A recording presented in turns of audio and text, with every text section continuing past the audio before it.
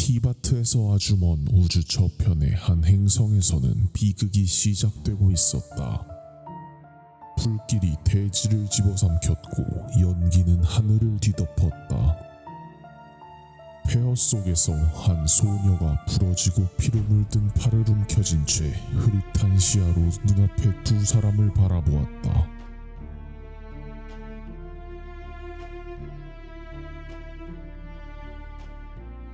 지위가 더 높아 보이는 이는 다른 이의 말을 막았고 두 사람은 돌아서더니 머지않아 자취를 감추었다.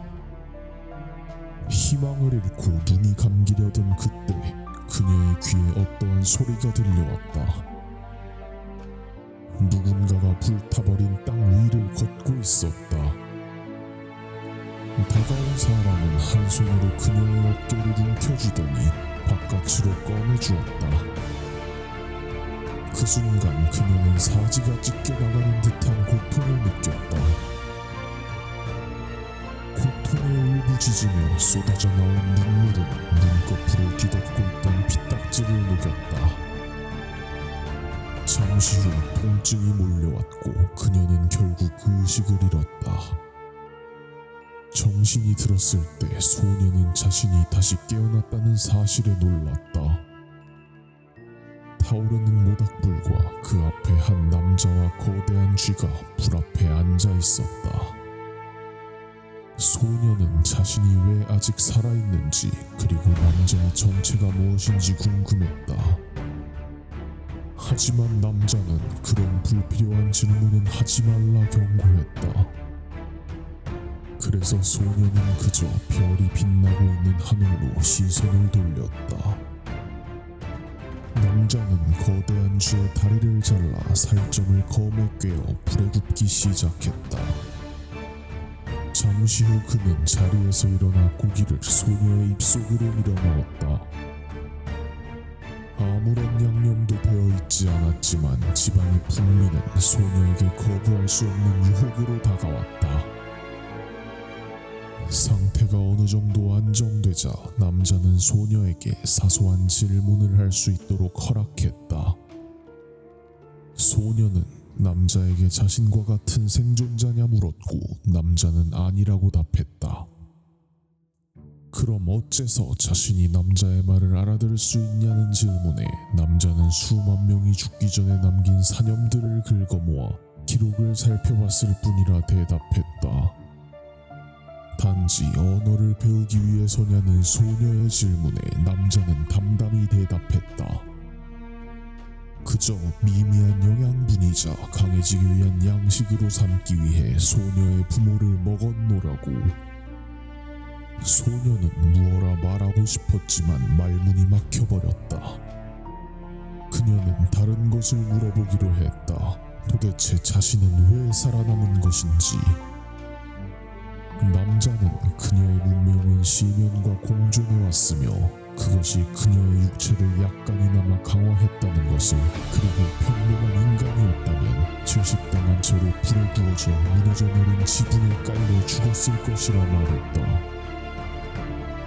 자신에게 그 시면이라는 힘이 있는 거라면 더 강해질 수 있느냐는 소녀의 질문에 남자의 눈동자에 비로소 약간의 변화가 생겼다.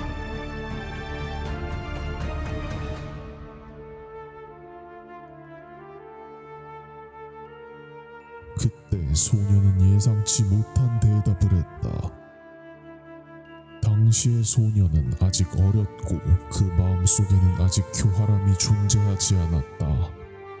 그녀는 그저 자신에게 첫 번째 양식이 되어준 생명체에게 감사함과 미안함을 전하고 싶었을 뿐이었다. 극악 기사의 귀에 그 말은 다른 뜻으로 들렸다.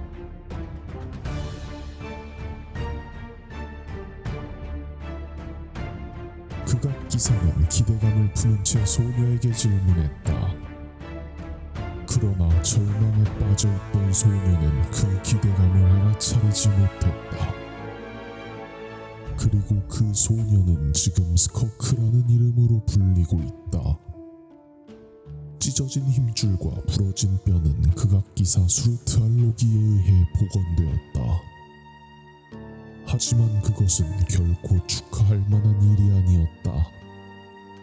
마치 일부러 고통을 느끼게 하려는 듯 남자는 매일 그녀에게 무기를 휘두르게 했다. 또다시 힘줄이 찢어지고 뼈가 부러질 때까지. 그리고 하루가 끝날 때마다 그녀의 사지는 다시 복원되었다. 그녀는 극악과 함께 우주를 여행하며 자신의 사부가 얼마나 쉽게 각양각색의 적들을 소멸시키는지 직접 목격했다. 항성계 하나의 자원을 총동원해 만들어낸 병기도, 사람들의 신앙이 모여 탄생한 신도, 수십억 명 중에서 가장 강력하다는 전사도, 실력이 성장하면서 그녀는 한 가지를 확신하게 됐다. 아직까지 사부가 진짜 실력을 발휘하게 만든 존재는 단 하나도 없었다는 사실을. 스코크의 사지는 마침내 시련과 같은 환영체로 완전히 대체되었고 더는 고통을 느끼지 않게 되었다. 너무 오랫동안 이어져온 고통에 감각기관이 마비되어 이제는 통증이라는 신호조차 보내지 않게 된 것이었다. 고통이란 결국 생물학적 경고 메커니즘에 불과했다. 스코크는 그 사실이 자신의 몸이 보내는 메시지라는 것을 깨달았다. 지금의 그녀는 이미 강해졌으며 그녀에게 위협이 되는 존재는 극소수에 불과하다는 사실을. 그 사실은 그녀에게 약간의 자신감을 불어넣어 주었다. 어느 날 그녀는 마음속 깊이 묻어두었던 질문을 꺼냈다. 그때 그는 왜 자신을 구한 것인가? 순간적인 충동이었을 뿐이라고 수르트 알로기는 대답했다. 그리고 말했다. 자신은 혼자서도 모든 임무와 계략을 뒤엎을 수 있는 힘을 추구해왔다고. 그리고 지금의 자신은 온 우주를 통틀어 최대의 재앙일지도 모른다 말했다. 하지만 여기까지 오고 나니 이제는 언젠가 지루해지는 것은 아닐지 조금은 걱정된다 말했다. 스코크는 조용히 듣고만 있었다. 그녀는 그토록 파란만장한 악인의 삶이 지루해질 수 있다는 것을 이해할 수가 없었다. 수르트 알로기는 이어서 말했다. 언젠가 우주에 존재하는 강자들을 전부 찾아내고 나면 더 이상 추구할 만한 목표가 없을지도 모른다면서 우주 전체가 자신의 집 앞마당처럼 되어버린다면 그때부터는 모든 것이 그저 개미들끼리 벌이는 전쟁처럼 보일 것이라 했다. 그 시기는 자신의 최고의 전성기이자 일생에서 가장 지루한 시기가 될 것이라면서 그래서 언젠가 제자를 길러볼까 하고 진지하게 고민을 했다 말했다. 그들이 충분하게 성장하면 다시 재미를 느낄 수 있을지도 모르니까. 스코크가 바로 그 첫 번째 시도라면서 말이다. 그리고 경고했다. 그녀가 자신을 떠나는 순간 더 이상 제자로 여기지 않을 것이라 했다. 그녀의 모든 것을 빼앗을 것이라고. 자신이 그녀에게 준 것, 그녀가 스스로 찾아낸 것, 그리고 그녀 주변에 존재하는 그녀와 아무런 관계도 없는 것들까지 모조리 파괴할 것이라 했다. 스코크는 알고 있었다. 그것은 결코 제자를 채찍질하기 위해 꾸며낸 거짓말 따위가 아니라는 것을. 둘 사이에는 사부와 제자의 유대 같은 것도 각별한 무언가도 없었으니까. 그가 하는 말은 언제나 그날 그대로를 의미했다. 그날이 오면 반드시 생사를 결정이 벌어질 것이었다. 세상에는 수많은 길이 존재한다. 그러나 하나를 선택하는 순간 다른 가능성이 사라지고 만다. 그렇게 그날 이후로 언젠가 떨어질지 모르는 날카로운 검이 스코크의 머리 위에 매달려 있게 되었다. 그녀의 운명과 삶은 모조리 강해져야 한다는 단 한마디로 귀결된 것이다. 이별의 날이 가까워지자 스코크는 더 이상 존경이나 복종의 태도를 가장하지 않았다.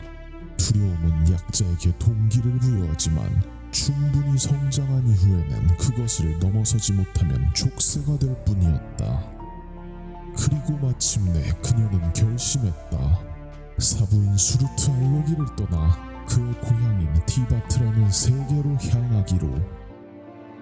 우주 곳곳에서 그녀를 목격한 다른 문명들은 자연스레 그녀를 극악기사의 조력자로 간주했다. 그녀가 여행하며 지나친 모든 문명은 그녀를 우주적 재앙의 일원으로 여겼고 저 멀리서부터 경계 태세를 갖추었다. 그러나 티바트만은 달랐다. 그곳의 국경 관리자는 대화를 거친 후에 그녀를 향한 경계를 풀었고 이 약속이 이루어지자 스코크에게 세계 안에서 제한적인 행동을 허가했다. 수르트 알로기에 의해 티바트의 균형으로 들어간 스코크는 유성이 되어 폰타인의 바다에 떨어지며 티바트에서의 여정을 시작했다. 극악기사의 말은 그녀의 가슴 속 깊숙이 새겨져 있었다. 하지만 만약 누군가 스쳐 지나가는 별똥별을 보고 그 별똥별에게 소원을 빈다면 그것으로 별똥별과 세계 사이에 어떤 연결고리가 생긴 게 아닐까 스코크는 생각했다. 티바트 곳곳을 돌아다니며 그녀는 여러 사람들을 만나게 되었다. 마녀의 일원 중 하나인 앨리스, 스승인 수르트 알로기의 전 동료이자 현재는 원수사이인 데인슬레이프, 그리고 자신의 제자인 타르탈리아까지. 그렇게 티바트를 떠돌고 시면에서는 외로이 싸움을 이어나가던 그녀는 어느 바닷가에서 모래사장에 그려진 한 그림을 보며 깊은 생각에 잠겼다. 한 나무의 열매가 죽으면 그 씨앗은 썩은 땅 위로 뿌려진다. 그리고 그 씨앗은 더 강한 나무로 자라나 물체의 100배, 1000배에 달하는 열매를 맺는 법이다. 수많은 세계가 파괴되더라도 생존자 한두 명이 살아남는 데 성공하면 그들은 새로운 세계를 다시 창조할 수 있을 정도로 강력한 의지를 지닌 존재가 되는 것이다.